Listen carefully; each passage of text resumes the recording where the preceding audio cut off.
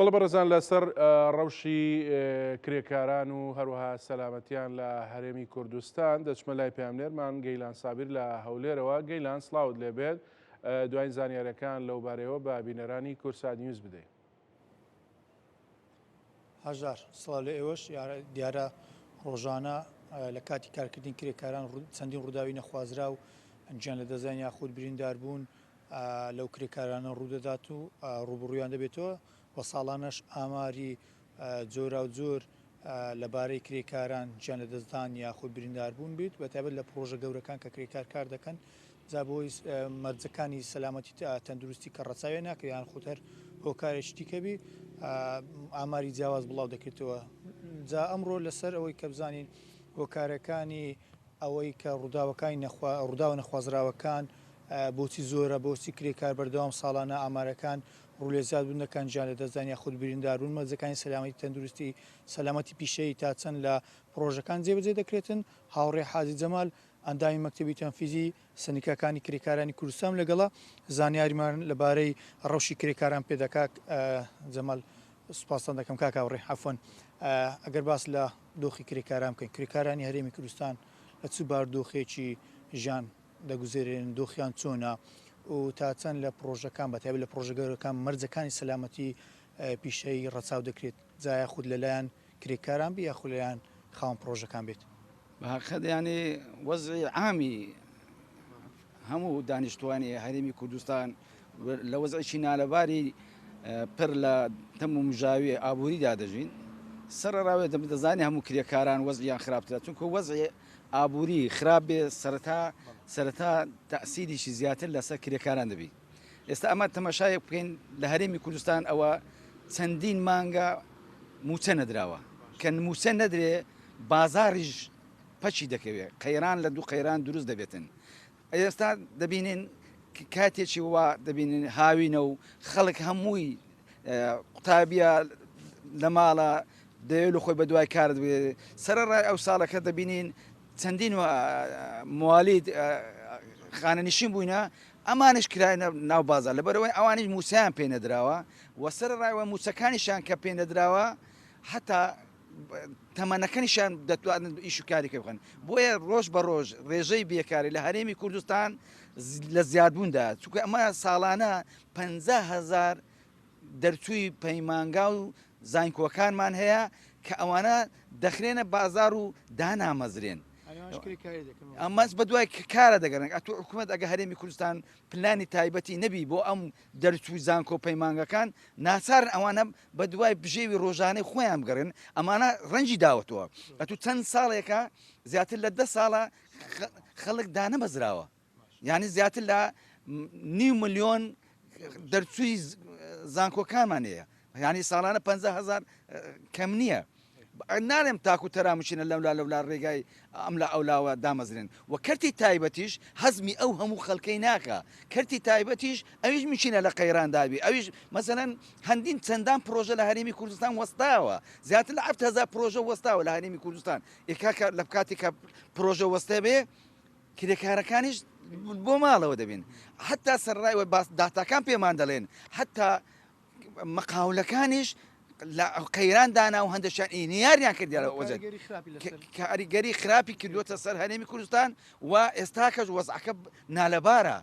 ئێستا نەدانی موسەی بڕە لە بازاری تەمەشای بازاری کە خۆت دەزانی بازار چۆلە لۆ چۆلە لەبەرێ خەڵک بارش پارەی لە بارچینە حتا سواری پاسی بێتن بازارەکان حتا هەوایەک وەرگریتن.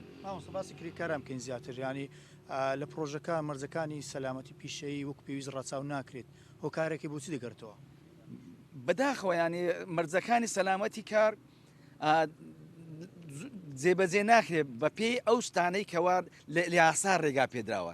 سەرڕای ئەوەی کرێکارانی خۆشمان دەستنە کارکردن خۆیان وا داناپۆشن بەسەر مەسەلەن ئەوەی لە دەستکە پەنجەوانەی لە دەست بکە خودەی لەسەری بکە جەزمەی لە پێ بکە ئەو شتانە بەکار ناینن دەستی ڕوتە یان پێڵاوکی سۆڵانی لە پێ کردووە یام نەحلێکی لە پێ کردووە دەستی ئیشی کارەبای دەکە دەستی بە کارەبا دەکەێت نمونەشمان زۆرە بەداخەوە ڕۆژانە ئەو شوێنی سەلامەتی کار دەبێ خاوەنکاریش پێداویستە تایبەتە سەرەتاییەکانیان بۆ بادەمکە و ئەو مەرزانەی کە دەبێ هەڵواسرێ لە شوێنی کار بۆ کرێکاران کە دەیاندرێتێ. زۆر باشە مامۆستا باسی ئامارەکان بکەین بینە سەر ئامارەکان لە ساڵی ڕابردوو چەند کریکار گیانی لێ دەستداوە لە کاتی کارکردن چەندیان بریندار بوونا ئەم ساڵ ئەم 6 مانگە هیچ ئامارێکی نوێتان لەبەردەستا؟ ینی بەداخەوە ینی ئەمە تەمەشا دەکەین ئامارەکانی ئەمە ساڵی 2022 باز دەکەم کە 41 کرێکار گیانیان لە دەستداوە 10 کرێکاریشمان بریندار بوون. بەداخەوە لە ساڵی 2023 ئەوە ڕێژەکە زیاتر بووە بوویتە 53 کرێکار گیان لە دەستداوە کە 14 کرێکاریان بیانی بوونە و 25 کرێکاریش بریندار بوونە 12 کرێکار لەو 12 کرێکارە زامداریان بریندارە بیانی بوونە. ساڵی 2024 54 کرێکار گیانە لە دەستداوە 22 کرێکاریش بریندار بوونە. ئەوە هی 2024 لە داتای ئەو 4 مانگەی کە ئەمەش بۆمان هاتووە کە تا ئێستا بۆمان هاتوویان 4 مانگ تا یەکی 5 داتاکان پێمان دەڵێن 13 کرێکار گیانە لە دەستداوە 10 کرێکاریان هی کرێکاری ناوەخۆ بووە 3 کرێکاریان هی کرێکاری بیانی بوونە و برینداریشمان 4 کرێکار بووە 2 کرێکار ناوەخۆ بووە 2 کرێکاریش بیانی بووە.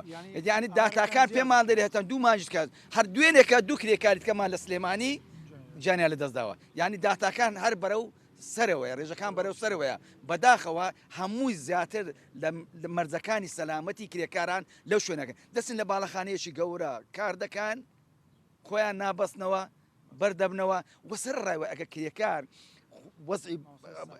ئەگە کرێکاران ینی کرێکاران ینی وەزعی بارچیشان تەوا بیتن دەتوانن خواردنێکی باش بخۆن بچنە سەر کارێک هێز و قووەتێکی باشیان دەبی بەڵام کرێکارێک دەچیتە سەر ئیشێ خواردنەکی باشی نەخواردیا دەچی لە کارکردن نەمچینە سەری بسوڕێ مچینە تووشی کێشەیەک بێتن کرێکارەکە بەردەبێتەوە لەسەر ئەسکەلی بەردەبێتەوە ژیان لە دەستدا بەداخەوە ئەو وەزعی کرێکاران لە هەرێمی کوردستان و ئێستاکە وەزع هەمی دانیشتوانی هەرێمی کوردستان لە وەزعی نارەباردان کۆتا پرسە ئەگە بە کوردیش وەڵام دێ و زۆر باش دەبی سوپاس دەکەم ڕۆڵی حکوومەت لەو نێوەندەدا چی دەبێت بەدەوێت بۆ دەستەبەری کۆمەڵایەتی حکوومەتی هەرێمی کوردستان بە پێی پێویست هەڵنەستەوە بە کارکردنەکە تو ئەگەر بێت و کەرتی گشتیمان لە دەست حکوومەت بێ دەتوانێت کرێکاریش دامەزرێن بەڵام بەداخەوە ئێستاکە هەموو کەرتە گشتەکان بوونە کەرتی تایبەت ئەو کەرتە تایبەتانەش خاوەن کۆمپانیاکان بە پێی پێویست و خواست و ئارەزوو و بەرهەمەکانی خۆیان کرێکاران کار پێ دەکەن. ئێستا لە هەرێمی کوردستان بە پێی ئەو داتایی کە لە وەزارەتی کار و دابینکردنی کۆمەڵە دەڵێ نزیکەی 200,000 کرێکار زەمان کراون بە پێ بەرنامەی خۆیان و کە باز دەکرێتن دەست دەکات سەتاسی کە زۆر کەمە ئەوە کرێکارانی کە زمانیش دەکرێن موچەکانیشان بە پێویست نییە حتا ئێستا ئەوەنگە لە ئیعلامدا دانیشن ئەوانە ئیش دەکەن ئێوەی بەڕێزیش دەبێت لەو شوێنانەی کە کار دەکەن دەبێت زەمان بکرێن چونکە ئێوە چەندین ڕانگەیانکاری وەچی ئێوەی بەڕێزمان دیتووە لە کاتی پەخشکردنی بەرنامەکانی خۆیان شەهید بووینە بۆیە ئێوەش دەبێت ڕووی دەمم لە شوێنەکانی ڕاگەیانکانەکان دەکەمەوە خۆیان زەمانکەن چونکە ناکرێ ئەنگۆش وەزعی خۆتان و ژیانی خۆتان بگرێت بدەنە قەدەر. وەزانەکان سوپاسان دەکەم سوپاس وەزانەکان دەستان خۆش بیتن هەژار دەگەڕێم وڵاتان ئەوە زانێرەکان لەبار ڕۆژی کرێکاران لە هەرێمی کوردستان و میوانەکەشم ئاماژە بۆدا ساڵ بە ساڵ ڕێژەی گیان لە دەستدان و برینداربوونی کرێکاران لە کاتی کارکردن لە پرۆژەکان ڕوو لە بەرزبوونەوە دەکات. بەڵێ گەیلان سواس بۆ تۆ بۆ میوانەکەت بە ویای سەلامەتی بۆ سەرجەم کرێکاران.